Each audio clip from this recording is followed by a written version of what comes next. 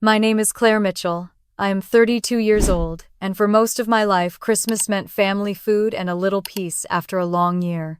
That was what I expected when I packed a small gift and flew home from Chicago. But the moment I walked into our house in Sugar House, something felt off. My sister looked startled to see me. My mother kept exchanging strange glances, and I could not shake the feeling that I was interrupting a secret I was never supposed to uncover. Then, as we sat around the table with candles flickering and neighbors whispering, my mother suddenly set down her fork and asked me about $200,000 she claimed she had given me. My hands froze, my heart stopped, and my sister's face drained of color. Why would she lie to keep me away, and why would my own mother confront me like that in front of everyone? Stay with me, and I will tell you how one holiday dinner turned into the night that changed everything I thought I knew about family. Let me take you back to where it began. Snow was falling softly as the plane touched down in Salt Lake City, and by the time I pulled into Sugar House, the world looked as if it had been wrapped in a white blanket. The houses on my parents' street glowed with strings of colored lights, some twinkling, some steady, each front porch lined with wreaths and red bows. My breath clouded in the crisp air as I carried a small gift bag from the trunk of my rental car. Inside was a silver-framed photo of me with my parents from years ago, something I thought they might smile at during the holidays. It felt simple but heartfelt, and after months of working long hours in Chicago, it was the best way I knew to remind them I was still part of this family. My stomach fluttered as I walked up the path to the house I had grown up in. It was warm inside. I could see through the frosted windows the golden light spilling onto the snow. The sound of muffled laughter carried through the door. I hesitated for a second, brushing the flakes from my coat, wondering why I felt so nervous. It was Christmas Eve, and yet a part of me braced for the familiar undercurrent of tension that always seemed to creep in during family gatherings. When I opened the door, the rush of warmth and smells hit me all at once. The scent of roasted turkey mingled with nutmeg and cinnamon from freshly baked gingerbread. The tree stood in the corner of the living room, decked with red and gold ornaments, tinsel draped like strands of ice. Presents filled the space underneath, wrapped in shiny paper and topped with neat bows. I stepped in, pulling off my gloves, and instantly voices rose in greeting. Dad came first, taller than I remembered, his gray hair catching the glow of the tree lights. He hugged me tightly, clapping my back as if I had been gone for years rather than months. "You made it," he said, his voice full of warmth. Behind him, Mom turned from arranging a platter of deviled eggs, her face lighting up in a practiced smile. She walked over, kissed my cheek, and took the gift bag from my hand before I could explain. "You did not have to, Claire," she said softly, already turning back toward the kitchen. I set my suitcase by the stairs, trying to ignore the quick exchange of glances between my parents. The chatter of relatives and neighbors filled the house. The dining table was already set with red napkins, folded into triangles, candles flickering in the center. The air felt festive, but there was something else too, a subtle tightness in the way people moved and how my mother's smile didn't quite reach her eyes. Then Kristen appeared at the top of the stairs. She was glowing, or maybe that was just the light bouncing off the sequins on her emerald dress. Her hair was styled in loose curls, and on her wrist glittered a gold bracelet so new it practically screamed from across the room. She walked down slowly, savoring the attention, her Chanel purse dangling from her arm. "Well, if it isn't our Chicago star," she said, her tone light but sharp enough to sting. She leaned forward to kiss my cheek, her perfume overwhelming, then pulled back just far enough to flash her hand in front of me. The diamond caught the light from the chandelier, a large stone set in a brand new ring. "Do you like it, Claire?" she asked loudly enough for several people nearby to turn their heads. I smiled politely, though my chest tightened. "It is beautiful," I said. Kristen laughed, the sound brittle, and tucked her hand against her hip as if to show it off again. Dad called out for everyone to help themselves to drinks, and a cluster of neighbors shifted toward the bar set up near the fireplace. Kristen stayed close, her eyes scanning me up and down, as if trying to measure whether I noticed the latest addition to her growing collection of luxuries. I moved toward the kitchen, hoping to escape the scrutiny, but my mother's voice floated after me, careful, measured, telling Kristen not to block the hallway. Kristen rolled her eyes but stepped aside, still smiling like she was on stage. The room was alive with chatter, laughter, the clinking of glasses, but beneath it all I could feel the quiet thrum of something unsaid. As I took a glass of water and stood near the tree watching the lights blink in a slow rhythm, I told myself this was just the usual holiday tension, nothing more. Still, the way Kristen flaunted her purse, and her ring, the way Mom's eyes darted away when I caught her gaze, made me wonder what kind of Christmas this was going to be. And for the first time that night I realized I was holding my breath, waiting for something I could not yet name. Chicago had hardened me in ways I never admitted to my family. The winters were sharp, the deadlines even sharper, and the office where I worked seemed to thrive on competition rather than collaboration. I had spent nearly 8 years climbing the rungs at a mid-sized fashion marketing firm, pitching campaigns to clients who often looked right through me until my ideas turned into results they could not ignore. It was fast-paced, exhausting, and sometimes lonely. Yet I clung to it because I wanted to prove I could build something without leaning on anyone else. There were mornings when I stood in front of the mirror in my small apartment near Lakeview, smoothing my blazer, telling myself that today would be different, that today I would finally get credit instead of having my work swept under the rug by someone louder. But credit was hard to come by. My coworkers, especially a few who had been there longer, had no problem whispering about me in the break room. When word got around that my mother had wired me $800,000 to start a boutique, the whispers grew into smirks. I remember one afternoon in the office kitchen. I was pouring coffee when Stephanie from the social team leaned against the counter, her voice dripping with sarcasm. "Must be nice to have a personal investor," she said, stirring her tea without looking at me. "Guess some of us will just keep grinding while others played dress-up with Mom's money." A couple of her friends chuckled, not even trying to hide it. My face burned, but I forced a smile, saying I still had to work like everyone else. Inside, I wanted to scream that I had earned my place, that my family money did not erase the nights I spent at my desk past 10 o'clock. It stung not because they were entirely wrong, but because they refused to see the full truth. My mother had given me that money with no strings, telling me it was my chance to create something of my own. What they did not know was that she had also promised an additional $200,000 to both me and my sister, separate from the boutique money, for whatever future we dreamed. I had never seen that account, never touched a cent of it. I assumed it was still sitting somewhere safe, waiting for the right moment. The thought of that money was complicated. On the one hand, it felt like a cushion, a safety net I could fall back on if the boutique failed. On the other, it felt like a weight, something I could be accused of leaning on, instead of proving my own strength. I never told my colleagues about the second promise, and I never asked my mother why I had not seen it.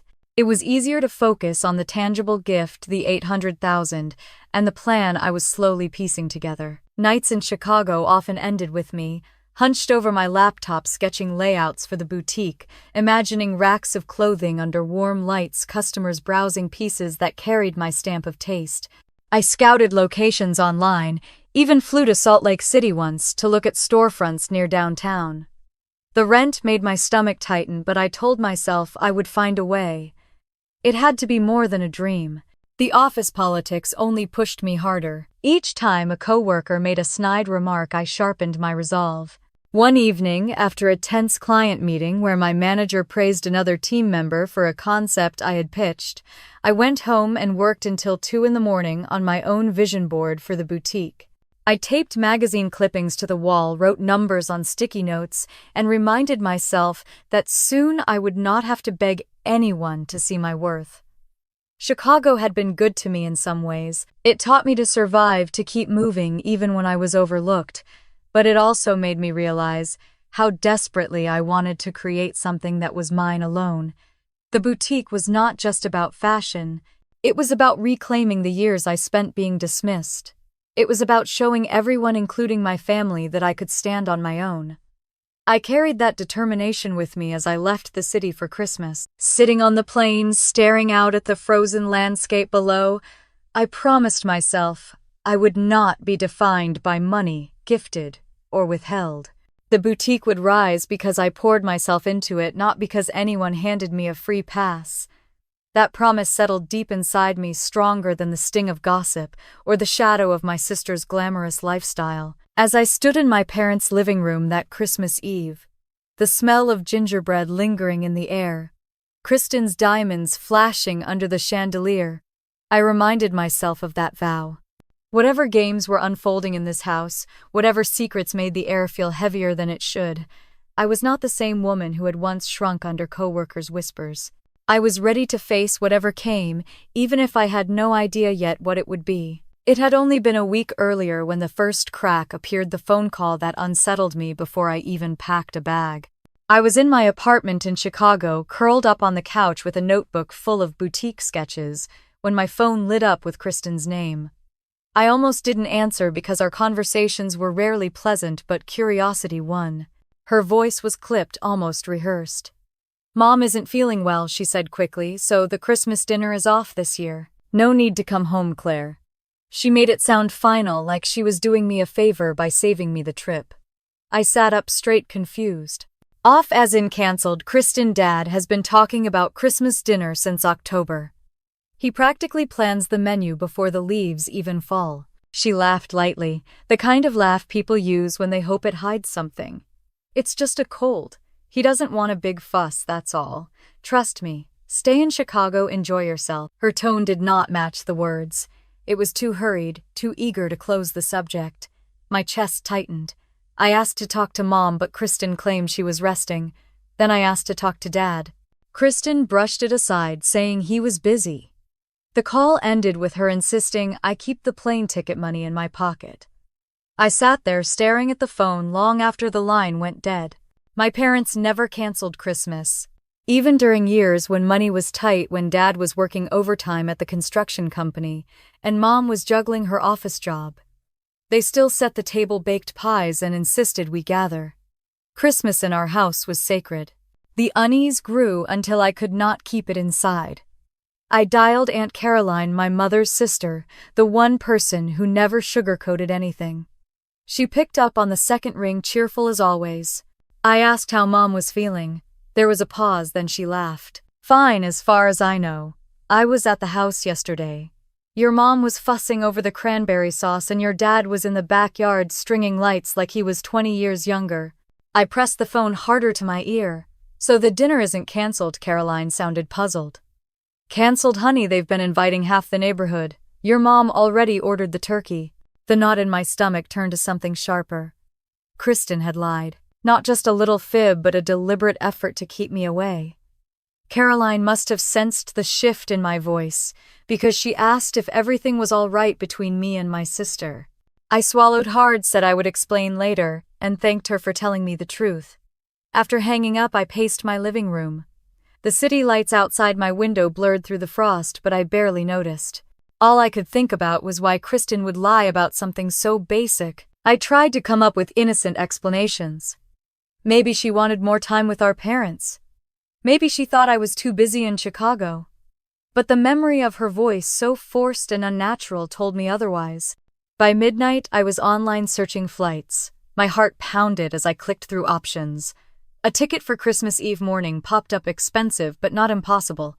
I booked it without hesitation. At work the next day, I avoided small talk, keeping my focus on the campaign drafts on my desk. But my mind kept drifting back to Kristen. I thought about the last few times I had seen her. She was always dressed in something flashy, a different designer handbag hanging from her arm, each visit a trip to Europe on her lips. Where was all that money coming from? She never held a steady job, never seemed worried about bills. I remembered the way she borrowed my clothes in high school, without asking, how she smiled sweetly at our parents, and somehow always got her way. By the time I packed my suitcase in the days before Christmas, the doubts had hardened into suspicion. I folded sweaters and tucked in the small photo frame I had bought for my parents, all the while hearing Kristen's voice telling me to stay in Chicago. She had not wanted me there, and I was determined to find out why. The flight itself was uneventful, a blur of crying children and overhead announcements, but my mind never stopped racing. When the plane descended into Salt Lake City, I pressed my forehead against the window, looking down at the valley dusted with snow.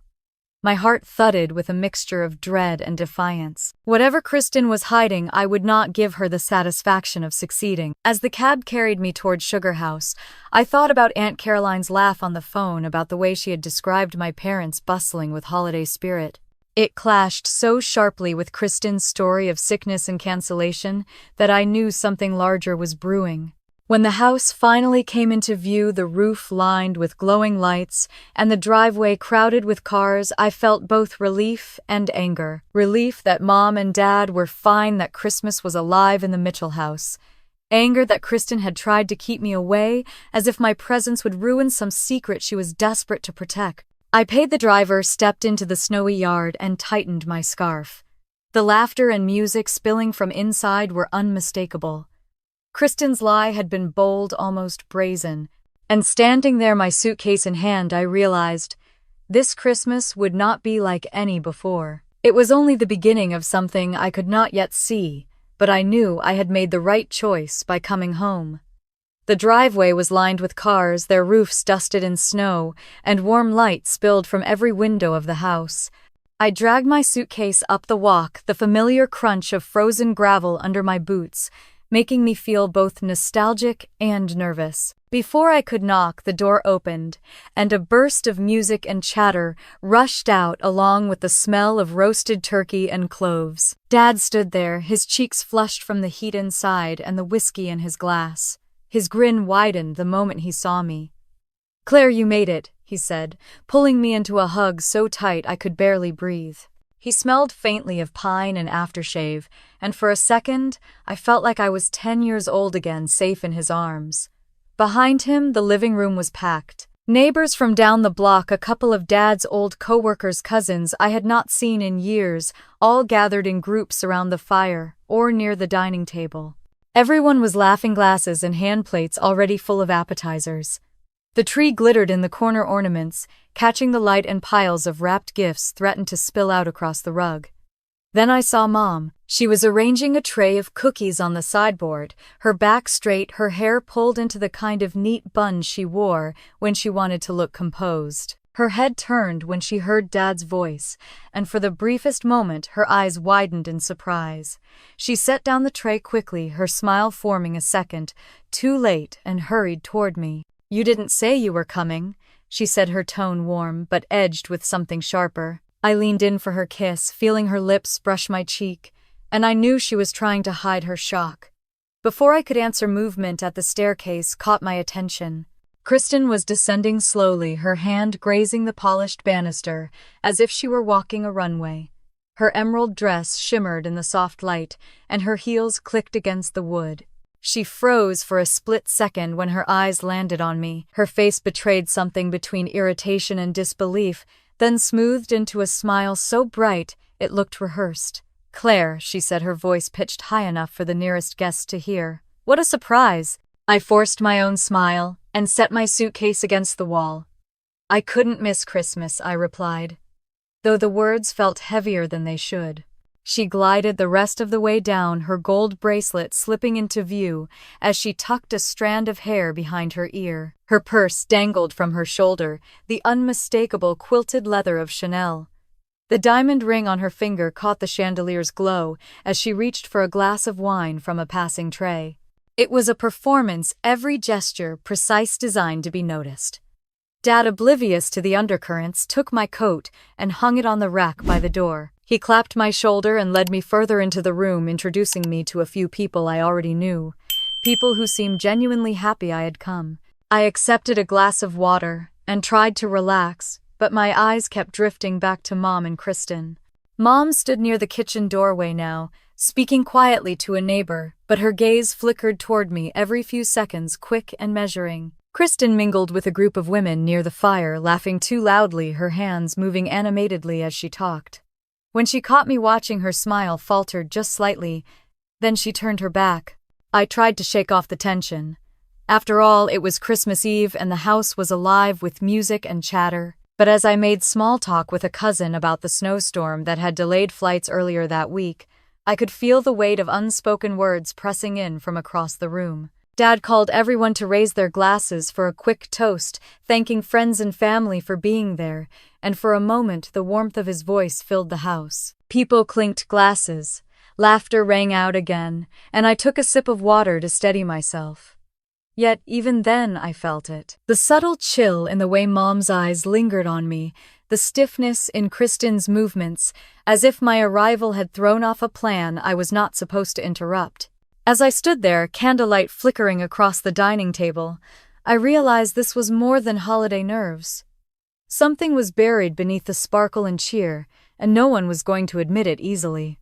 The truth was hiding in the glances between my mother and sister, and I could feel it waiting for the right moment to surface. Laughter swelled in the living room as someone told a story about slipping on the icy driveway, but my eyes kept straying to the corner where Mom and Kristen stood shoulder to shoulder. Their heads bent close, lips moving quickly. Then they would straighten and glance around as if checking to see who was watching. The moment my gaze landed on them, they looked away, Kristen sipping her wine, Mom fussing with the tray of cookies she had already arranged twice. I tried to stay engaged with the small talk around me, nodding at a neighbor's comment about the coldest December in years, but the weight in my chest grew heavier. It was the same feeling I had on the phone when Kristen told me to stay in Chicago, like the air had shifted, and I was not supposed to notice. I made my way toward the kitchen, needing a moment to breathe, and nearly collided with Aunt Caroline. She steadied me with her hand, her eyes sharp as always. "You look pale," she said softly. "Everything all right?" I forced a smile. "Just tired from the flight." She gave me a look that told me she did not believe me. "Come with me," she whispered, tugging me gently toward the hallway near the pantry. The music was muffled there, the chatter fading, and I felt like we had stepped into a pocket of honesty away from the performance in the other room. Caroline leaned closer, her voice low. "Have you noticed your sister lately? She has been spending like crazy. Last week I saw her at the mall with 3 shopping bags from Chanel, and she was showing off a new pair of diamond earrings. She bragged to someone about a quick trip to Paris in the fall. And did you see the car out front, that white Lexus parked at the curb that is hers? She just bought it." The words landed hard. Kristen had always loved the appearance of luxury, but she had never had the means to sustain it. Growing up, she borrowed my sweaters, borrowed my makeup, anything to look more polished.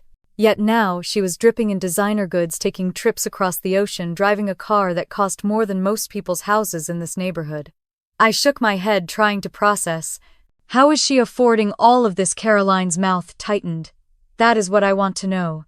And your mother, she has been too quiet about it, almost protective. Something is not right, Claire." I felt my pulse in my ears. My mind drifted to a memory from a few months back, sitting in my apartment in Chicago, scrolling through my bank app. Buried deep in the transaction history was a transfer I did not recognize. The details were vague, just a reference number, nothing clear. At the time I dismissed it, thinking maybe it was a system error or a late posting.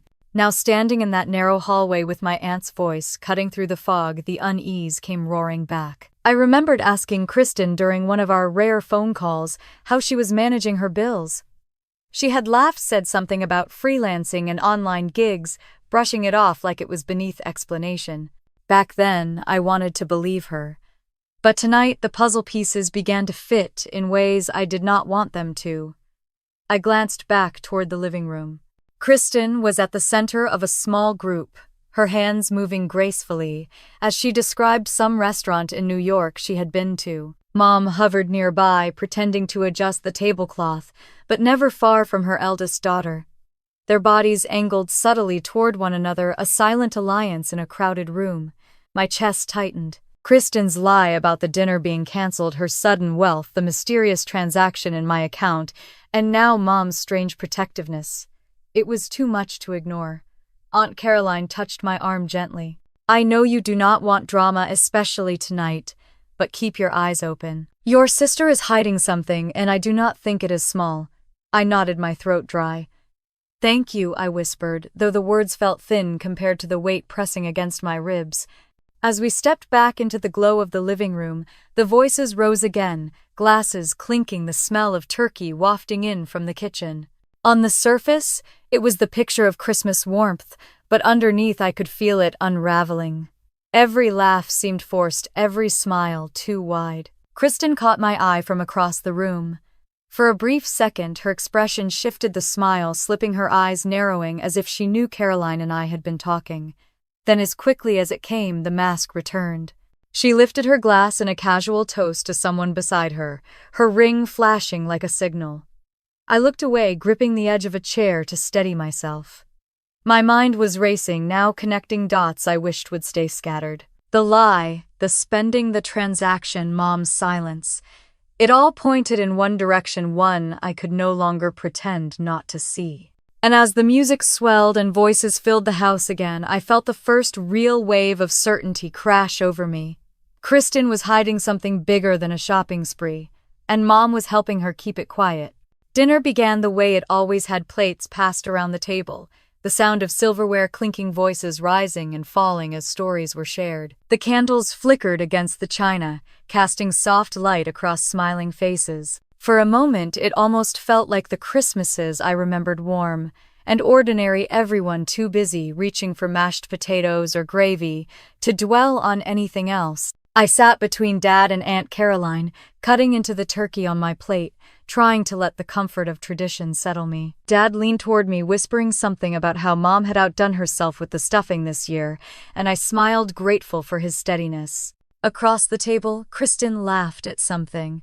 One of the neighbors said, her hand brushing against her wineglass, the diamond on her finger catching the candlelight. Mom sat beside her, composed, her eyes moving around the table, cataloging every detail. Then it happened. Mom's fork clattered softly as she placed it beside her plate. She folded her hands, lifted her head, and her gaze locked on me. The chatter died almost instantly, though no one could explain why. It was as if her eyes pulled the air out of the room. "Claire," she said, her voice steady, almost formal. "The $200,000 I sent you, what have you done with it?" My heart stopped. I stared at her, the words echoing in my head like a foreign language. $200,000 sent to me. My knife slipped from my hand and landed against the edge of my plate with a sharp clang. "I never received anything," I stammered, my throat tightening. "What do you mean?" The table went silent. All around me, people froze, forks halfway to their mouths, conversations cut short. Aunt Caroline's glass hovered just below her lips, her eyes narrowing as she looked between me and Mom. Across the table, Kristen's smile collapsed. Color drained from her cheeks as her hand trembled, nearly tipping her wine. She set it down too quickly, the glass knocking against the table, a drop of red spilling onto the white cloth. Dad looked stunned, his brows pulling together. "Margaret, what are you talking about?" he said quietly. Mom didn't look at him. Her eyes stayed on me, sharp and unyielding. "I wired it directly, Claire. 200,000 separate from the money for your boutique. I wanted you to have your share, just like your sister." I shook my head, my palms damp against the napkin in my lap. "Mom, I swear I never saw it. The only money you gave me was the 800,000 for the boutique. That's all." Kristen shifted in her seat, her hand clutching the edge of the table. Everyone could see it now, the way her shoulders tightened, the way her eyes darted toward Mom as if pleading for a lifeline. Guests whispered. A neighbor coughed awkwardly, setting down his fork. The candles sputtered in the draft, throwing shadows across the tense faces. Mom's voice cut through the silence again, cold and deliberate. "Claire, are you saying you didn't receive it?" I forced myself to meet her gaze. "Number, I never did. If I had, I would tell you." Dad leaned back, rubbing his jaw. His eyes flicked from me to Kristen, then back to Mom. The tension in the room was so heavy I could feel it pressing against my skin. Kristen's hand shook as she reached for her napkin, dabbing at the spot of wine on the tablecloth. It was a useless gesture, more about avoiding eye contact than cleaning up. Her lips parted as if she might say something, but no sound came. Aunt Caroline set her glass down with a sharp click. The entire table turned toward Kristen then, as if some collective instinct recognized where the truth was hiding. Mom exhaled slowly, her eyes narrowing. Her voice was quiet now, but each word was clear. "Someone took it. And I want to know who." No one moved. I sat frozen in my chair, the weight of her words crashing over me. I had come home expecting tension, maybe an argument, but not this. Not a public accusation, not numbers so large they echoed in my head like thunder. Kristen finally spoke, her voice thin and uneven. Maybe it was a mistake. Maybe the bank mixed something up. But her hands told the story better than her words. They trembled against the white linen, and when she caught me staring, her face went pale as paper. The guests shifted, some glancing toward the door as if wondering whether they should excuse themselves. But no one left. Everyone was too stunned, too entangled now in whatever storm had just begun. I could feel my father's arm brush mine as he leaned forward, his voice low but firm. "Claire, just tell us the truth." I met his eyes, desperate for him to believe me. "Dad, I am telling the truth. I never got it. Not a dollar." The silence stretched heavy and suffocating until the only sound left was the faint hum of Christmas music still playing from the speaker in the corner, absurd against the tension gripping the room. Mom folded her napkin with deliberate care, her face unreadable. Kristen avoided my gaze entirely, her hand gripping the stem of her wine glass like it was the only thing holding her upright. And that was how the joy of Christmas dinner cracked open, leaving nothing but the echo of a question no one could answer, and the certainty that this night had shifted into something we would all remember for the rest of our lives. Kristen's chair scraped against the floor as she leaned forward, her voice trembling but loud enough for the entire table. Maybe it was a banking error. These things happen. Or maybe Claire forgot. She has been busy in Chicago, right? She let out a shaky laugh that died in the heavy silence. My stomach clenched. Forgot $200,000. The absurdity of it made my skin crawl. I opened my mouth to respond, but Mom beat me to it. "Enough." Her tone was sharp, her hand steady as she reached into the drawer of the sideboard beside her. She pulled out a folded stack of papers and laid them on the table with a deliberate motion. The sound of the paper against the wood cut through the stillness like a blade. "I know what I sent," Margaret said. She unfolded the top sheet and slid it across the table toward Dad, her eyes never leaving Kristen. "Here is the transfer. The recipient name is Claire, but look at the account number." Dad adjusted his glasses, frowning as he scanned the page. He passed it to Aunt Caroline, who let out a low whistle. "That's Kristen's account." My breath caught. I reached for the paper, hands trembling, and there it was in black and white. The money had been wired with my name as the intended recipient, but the digits beneath matched an account I recognized. Kristen had used it before when Mom gave us both access years back for smaller family expenses. Kristen's face drained of color. She reached across the table, snatching for the papers, but Aunt Caroline pulled them back out of reach. "That is mine, Kristen," said her voice rising. "It must be some mix-up." Aunt Caroline's eyes narrowed. "A mix-up that paid for a trip to Paris. A mix-up that bought you that Lexus parked outside." Her voice carried over the table, firm and cutting. The room erupted into hushed murmurs. Neighbors shifted in their chairs, glancing at one another, some openly staring at Kristen's jewelry. Her bracelet glinted mockingly under the chandelier, every sparkle another nail in her story. Kristen shook her head, her curls brushing against her shoulders as she tried to recover. "You do not understand. I was going to replace it. I thought Claire would not notice right away." Gasps rippled down the table. Dad's hand slammed against the wood, rattling the silverware. "You took her money." His voice was raw, filled with disbelief and fury. I stared at my sister, words stuck in my throat. This was the girl who used to steal my sweaters, who had lied to me countless times about borrowing and returning things. But this was not just petty theft. This was my future stolen before I had a chance to touch it. Aunt Caroline placed the papers flat on the table, her voice steady but firm. "I saw her at the mall, Margaret. Thousands of dollars on handbags, jewelry, designer coats. She was bragging about Paris. You cannot tell me this was anything but deliberate." The whispers grew louder now, guests leaning toward one another. I caught phrases like unbelievable and shameful. The weight of their judgment filled the room until it pressed against my chest. Kristen's hands trembled as she reached for her wine glass again, but this time she missed, knocking it sideways. Red wine bled across the tablecloth, spreading like a wound. She gasped, fumbling for a napkin, her composure unraveling with every frantic motion. Mom's face was pale, her jaw set. She looked between me and Kristen, her lips pressed into a thin line. For the first time all evening, her eyes betrayed fear. Dad rose halfway from his chair, pointing at the papers still in Caroline's hand. That money was meant for Claire. You knew it. You took it anyway. Kristen dropped the napkin, her shoulders slumping. Tears welled in her eyes, smudging the mascara she had so carefully applied. I just wanted a chance too, she whispered, her voice barely audible. But no one reached to comfort her. The only sound was the low murmur of guests, their eyes darting between the sisters, between the mother who had stood silent too long, and the father whose fury seemed to fill the space. My pulse thundered in my ears. The truth was out now, written across paper, confirmed by the life Kristen had been flaunting. There was no hiding anymore, no more excuses that could mask what had been done. As the wine stain spread wider across the cloth, the room turned its gaze fully on Kristen. Conversations stopped, forks and knives lay untouched. Every eye bore into her, and the silence that followed was louder than any accusation could ever be. Kristen's lips trembled before the first sob broke free.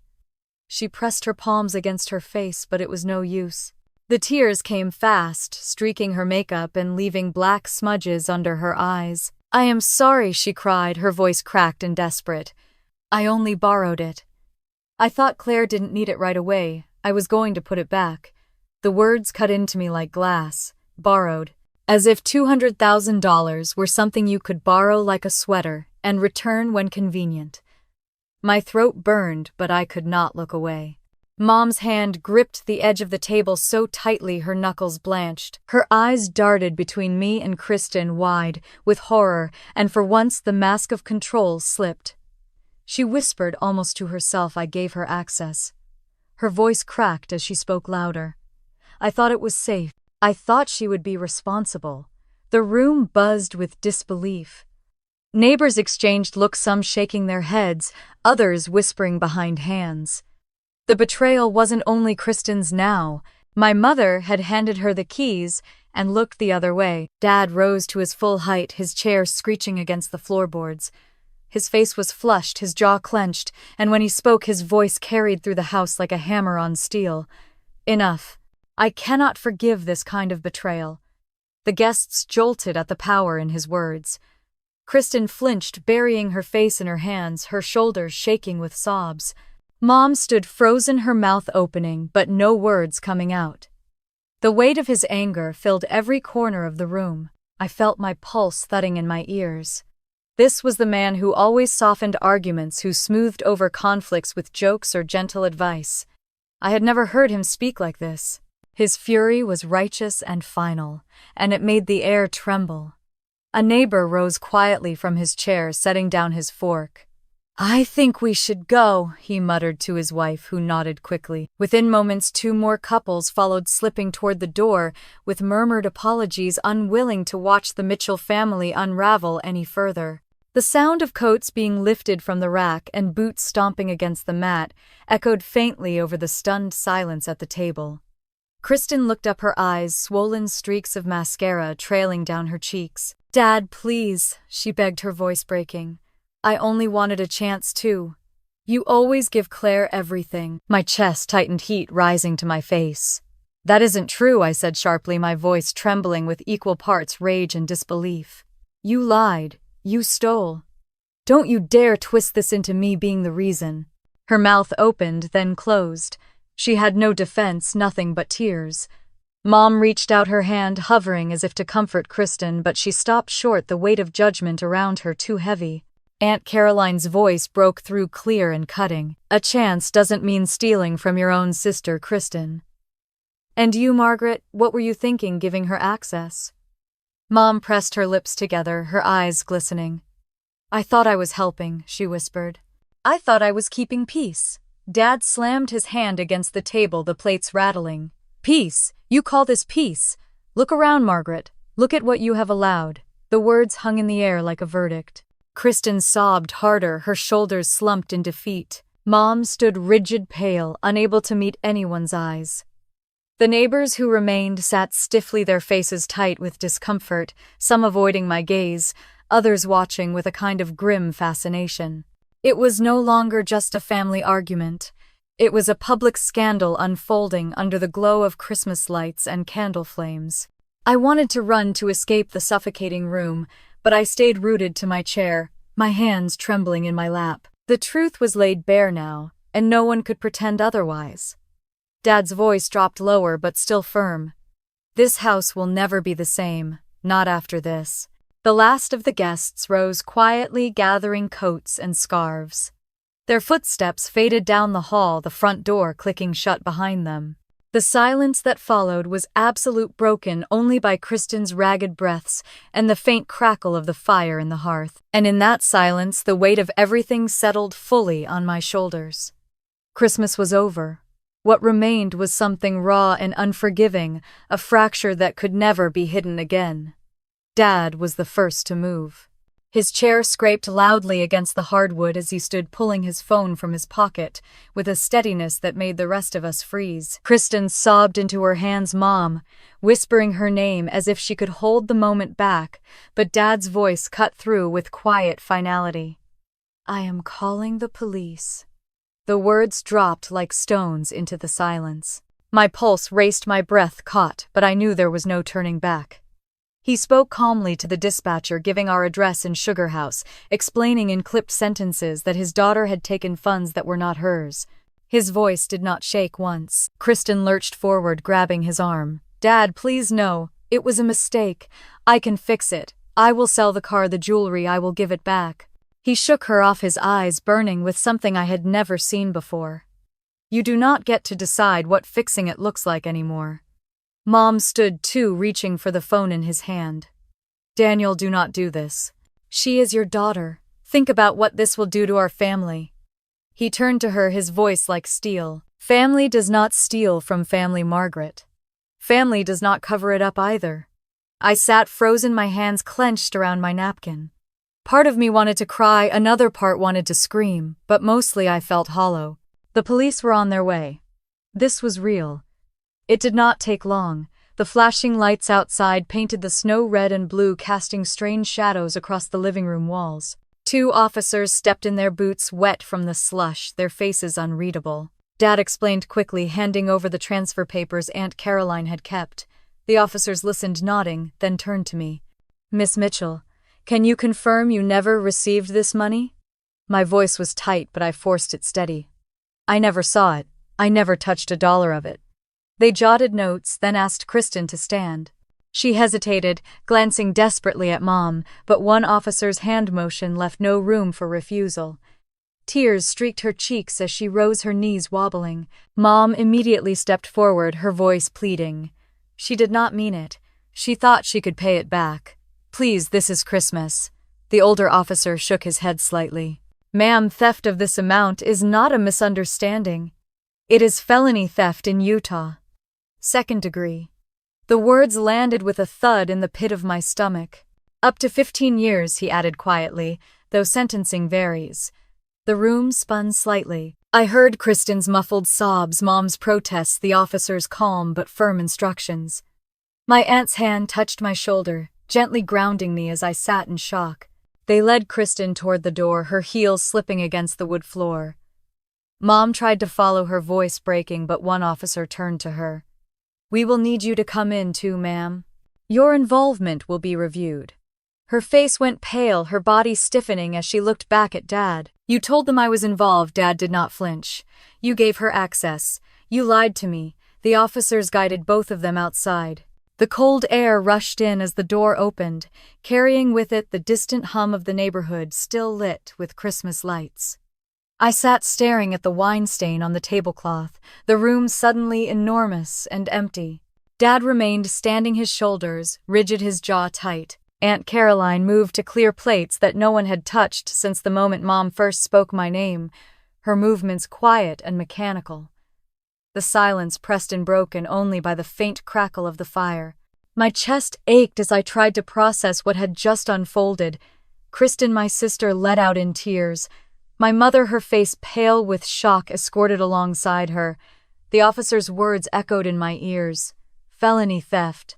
2nd degree. 15 years. I could not reconcile the gravity of it with the image of my sister parading her new purse earlier that evening, or my mother carefully arranging gingerbread cookies. Yet here we were, the facade shattered the law, stepping into our living room on Christmas Eve. Dad finally sank back into his chair, his head in his hands. For a long time, none of us spoke. When he finally looked up, his eyes were glassy, but his voice was steady. "The truth had to come out," he said. "We could not keep living with lies." I nodded faintly, though my throat was too tight for words. The fire popped, sending a tiny spark upward, and I watched it fade into the chimney. The warmth of Christmas had been stripped away, leaving only the raw edges of what remained. The night stretched ahead of us, quiet and heavy, and I knew nothing in this family would ever look the same again. January arrived, cold and gray, the snow along the sidewalks turning to ice that cracked underfoot. The weeks after Christmas passed in a blur of court hearings, paperwork, and tense phone calls. I sat beside Dad and Aunt Caroline in the courtroom listening as the charges were read. Kristen and Mom stood together at the front, their shoulders bowed, their voices low as they admitted guilt. The judge's words carried weight, even though he spoke evenly. Probation for 36 months. Restitution of $200,000. Fines of $8,000 each. His tone softened slightly as he explained why the sentence was lighter than it could have been. First offense. Admission of guilt. A willingness to repay what they could. Still, my stomach twisted. Probation might have spared them prison time, but the humiliation was harsher than any sentence. The gallery was filled with people who knew our family, neighbors, and acquaintances, who whispered when the hearing ended. Afterward, the court arranged for their assets to be seized. I watched as the Lexus was towed from the curb, Kristen, standing at the window of her small apartment with tears streaming down her face. Later came the Rolex, the handbags, the jewelry that once sparkled under party lights. All told, $50,000 was scraped together, a fraction of what was owed. I should have felt satisfaction, but all I felt was empty. That money was meant for my future, and most of it was gone forever. Every handbag, every champagne dinner, every trip she flaunted had been bought with my chance to start fresh. One evening, Dad asked me to join him at his lawyer's office downtown. The building was old, the kind with worn carpet and heavy oak doors, but inside the air smelled of fresh coffee and leather binders. Susan Howard, his attorney, greeted me with a firm handshake. She carried a stack of documents that looked too heavy for one person. We sat around a polished table while Dad explained quietly. "I have changed my will, Claire. I need you to see it." His voice was steady, but his eyes were rimmed with exhaustion. Susan opened the file and slid the papers toward me. The words blurred at first, but then I saw them clearly. The house in Sugar House, valued at over $1.1 million. The investment accounts the real estate profits he had built over decades. Every bit of it listed under my name. I felt my throat close. "Dad, are you sure?" He leaned back, his hands folded together. "They betrayed me, Claire. They betrayed you. I cannot risk leaving anything in their hands. You are the only one I trust." A part of me wanted to argue, to tell him families should not be severed so cleanly, but the image of Mom's pale face in the courtroom and Kristen's desperate tears silenced me. They had made their choice. They had stolen what was not theirs. Susan's voice broke the quiet. "It is all legal and binding now. Unless you object, Claire, everything will transfer to you when the time comes." I nodded slowly, my fingers brushing the edge of the papers. The weight of it pressed on me, heavier than the numbers themselves. This was not a victory. It was the final confirmation that my family had splintered beyond repair. Afterward, Dad and I walked to the parking lot in silence. Snowflakes drifted around us, landing on the dark wool of his coat. He looked older than he had a month ago, the lines around his mouth deeper, his steps slower. At the car, he paused, turning to me with a sadness that pierced through his anger. "I wish it had not come to this," he said softly. I rested my hand on his arm. "So do I." Back at the house that night, I sat alone in the study, staring at the folder Susan had given me. The fire crackled in the hearth, casting long shadows on the walls. I thought about the Christmas tree still standing in the living room, the ornaments dull, now the smell of pine fading. It felt like a relic of a holiday that had ended in ashes. I read through the will again, tracing the lines with my finger. Every word reminded me of what had been lost. Not just the money, not just the trust fund that had been siphoned away, but the chance of ever sitting at that table again with my mother and sister and feeling like we were whole. The house was quiet. Too quiet. I could still hear the echoes of raised voices, the sound of Dad slamming his hand against the table, the officers leading them out into the cold. Those sounds lived inside me now, louder than the silence around me. When I finally closed the folder and set it on the desk, I knew this was permanent. The diocese of our family had been rewritten on paper, and nothing would bring it back. The inheritance was mine, the trust was gone, and all that remained was the hollow certainty that the Mitchell family name would never carry the same meaning again. The new year crept in quietly, without fireworks or champagne for me, only the cold bite of January mornings and the heavy reality of everything that had shifted in such a short span of time. Salt Lake City looked different after the holidays, streets lined with gray snowbanks, storefronts stripped of their decorations, and a silence that made me feel both lonely and ready. It was in that quiet that I decided to take the step I had dreamed of for years. I signed the lease on a small but promising storefront on Main Street, a building with tall windows that caught the light even in the dullest hours of the day. Mitchell's Charm. The name looked almost unreal, painted in gold across the glass. It felt like a promise and a challenge in one. I poured everything into that place, nearly every dollar of the $800,000 my mother had given me, the money that had not been stolen, the gift that still represented a future. Contractors came and went, painting the brick walls, installing racks, and polishing the floors until they gleamed. I stood among them each day with blueprints in my hands, making choices about fixtures and fabrics, terrified that one wrong move could collapse the entire dream. When the doors opened that March, the boutique looked like the vision I had carried for years. Dresses hung in careful order, scarves folded neatly on tables, the faint scent of lavender drifting through the air. I unlocked the doors on that first morning with my heart pounding so loudly I thought it might echo off the walls. The hours crawled by and only 3 people walked in. One bought a necklace, the rest left with polite smiles. The first months were brutal. Rent was higher than I had expected, utilities crept up, and I had 2 part-time assistants who depended on me for paychecks. Some days I rang up less than $200 in sales. At night I stayed behind, after closing, rearranging displays until my back ached, steaming dresses that no one had tried on, scribbling ideas for promotions in the margins of old notebooks. I stopped answering calls from friends in Chicago because I did not want to admit how fragile things were. One evening in April, a woman tried on a blazer and frowned at the mirror. She tugged at the hem and said the stitching looked sloppy. She left without buying it, and I locked the door that night, fighting tears. I stayed until nearly 3 in the morning, fixing the seams on every jacket in the store, determined that no one would ever find that flaw again. But slowly, almost imperceptibly, things began to change. In May, a blogger featured the boutique on her site, calling it a hidden gem downtown. A week later, a small local magazine wrote about Mitchell's Charm, praising the unique mix of local designers and imported pieces. Customers began to walk and asking for items they had seen online. I recognized a few faces, returning women who had bought a scarf or a blouse before and wanted more. Dad became my most faithful visitor. He showed up with coffee. On mornings I looked exhausted, sat in the corner reading the paper, and chatted with anyone who browsed. He told them proudly that his daughter owned the place, and more than once I caught customers smiling at his enthusiasm and staying a little longer. Aunt Caroline came by on weekends, sometimes bringing friends who always left with shopping bags, though she never let me give her a discount. Her presence steadied me.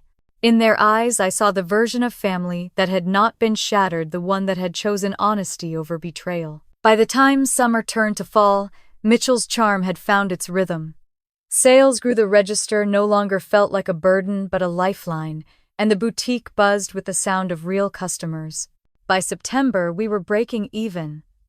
In October, a local magazine featured me as one of Salt Lake City's rising entrepreneurs. The article called Mitchell's Charm a new cornerstone of Main Street, and I clipped it out and taped it to the inside of my office drawer where I could see it whenever doubt tried to creep in. Even with the boutique thriving, the shadow of my family lingered. I tried not to think about Kristen, but news found its way to me.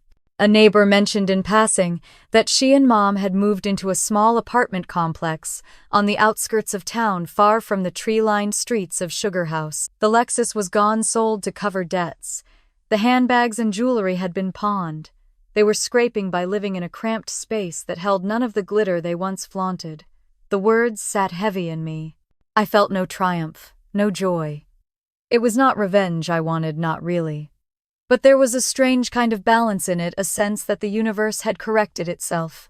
I had not lifted a hand against them, had not shouted or plotted or cursed. Life had done the work for me. Their downfall was not my doing, but it felt like the natural consequence of their choices. I closed the shop one evening and stood in front of the window staring at my name in gold letters. The reflection of the city lights shimmered across the glass, making the letters glow as if they were burning.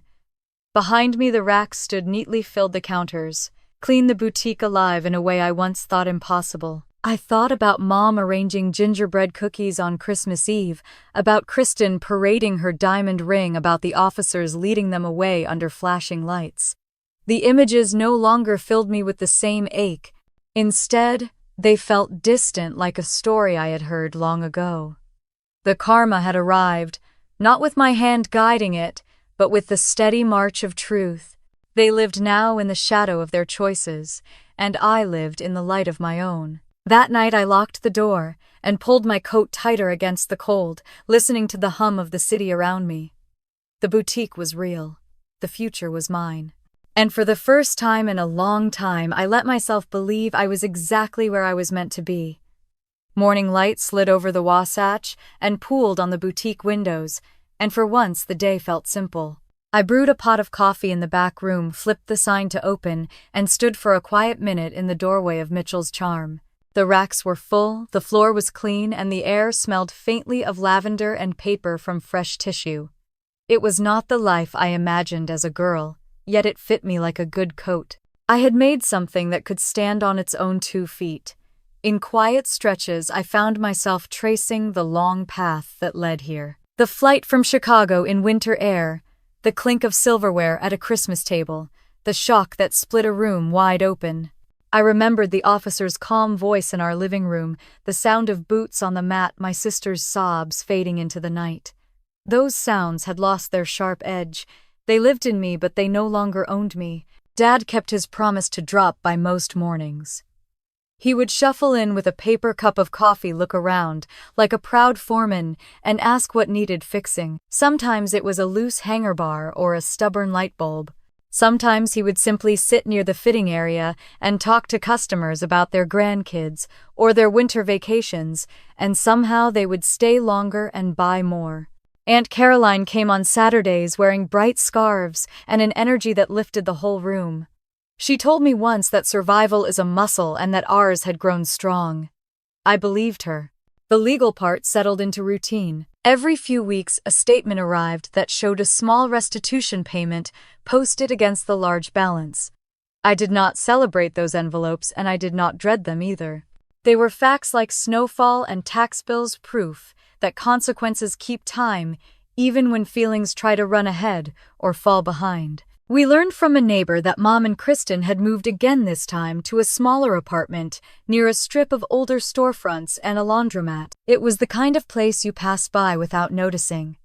I pictured them putting plates in a new cabinet, the clatter echoing too loudly in a room that did not yet feel like home. In late autumn, I saw Kristen for the first time since the hearing. I was leaving the boutique with a bag of returns when she stepped out of the grocery store across the street. She was thinner, her hair pulled back, no ring, and no glittering bracelet. For a second, we both froze. She lifted a hand in a small, uncertain wave. I walked over because turning away felt like a kind of lie. She spoke first, her voice small. "I heard your store is doing well." I said that it was steady, and that I was grateful. She stared at the sidewalk and said she had a line on a job at a cafe near their apartment. I told her I hoped she would take it. We stood in that awkward space where the past keeps trying to pull you backward. She apologized again, softer this time, not a plea, just the words themselves. I told her I accepted the apology and that I needed space. She nodded like she had expected that answer. When we parted, she said to stay warm, and I said the same. I walked back to the boutique with a strange mix of sorrow and relief. Forgiveness, I learned, is not the same as reunion. Sometimes it is the gift that lets you walk in a straight line. Mom wrote a letter around Thanksgiving. The envelope carried her careful handwriting, the same loops I had seen on lunch notes in grade school. She said she was working part-time filing records at a clinic, and that the work steadied her. She said she had been proud of me even when she did not say it out loud. She also wrote that she wished she had been stronger when it mattered. I sat at my kitchen table and read the letter twice. I felt tenderness for the girl my mother once was, and the woman she had become. I wrote back 2 days later. I told her about Dad's coffee stops and Aunt Caroline's scarves, and the day the magazine photographer came to the store. I said I hoped we would find a careful way forward with boundaries we could both keep. I did not write about Christmas. I wanted to save that choice for a day when I could make it without flinching. Winter returned, and the city put on its coat of lights again. On a clear afternoon in December, Dad and I unpacked a box of ornaments in the boutique and decorated a small tree by the window. He hung the little wooden sled I used to claim for my own when I was 8. I placed the silver frame I had given my parents years ago on the counter, the one with the 3 of us smiling in front of the old house. The photograph looked like a promise kept from another lifetime. It did not hurt to look at it anymore. I made new rituals. On Fridays, I closed an hour early and took a long walk around the block to breathe in the cold. On Sundays, Aunt Caroline and I cooked simple dinners at Dad's house, stews and cornbread and pies that made the kitchen smell like safety. We talked about books and neighbors and the headlines. Sometimes we spoke of Mom and Kristen, not in anger, but in the plain language of family as it exists now. We did not erase them. We simply put them in a place that did not harm us. The boutique kept growing. A local reporter filmed a short segment about women-owned businesses in the city, and I stood in front of the tree and tried not to look nervous while a camera crew wove around the racks. Customers sent notes about how the store felt welcoming, about how the dress they bought made them confident at a reunion or a job interview. Those notes meant more to me than the sales reports. They were proof that something good can grow where something painful once stood. On a quiet night a week before Christmas, I closed up and lingered in the doorway the way I did on my first day. The street hummed with traffic farther off, and somewhere up the block a bus sighed at a stop. Snow began to fall in thin, slow flakes that drifted rather than dropped. The world felt soft around the edges. I thought about the Christmas that had broken us open, and about the year that followed a year, spent piecing myself back together with honest hands. Justice had not been loud. It had been steady. It had moved like the seasons. It took away the glitter that was never real and left behind what mattered. Dad called to ask if I needed a ride home. I said I was fine and that I would see him Sunday. He said he was proud of me. I told him I knew, and I did.